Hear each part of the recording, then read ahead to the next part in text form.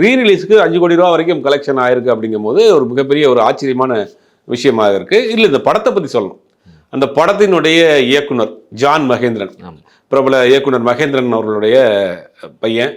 அந்த படம் வந்தப்ப ரொம்ப எதிர்பார்க்கப்பட்ட ஒரு படம்.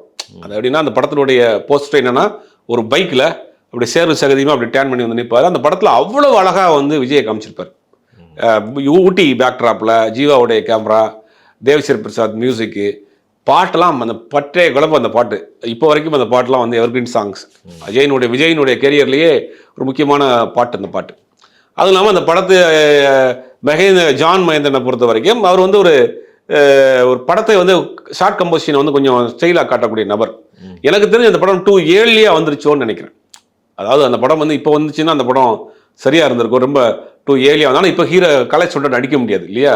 அதனால வந்து இப்போ இல்லை அந்த அந்த பேட்டர்னில் வேற படம் பண்ணிருக்கலாம்.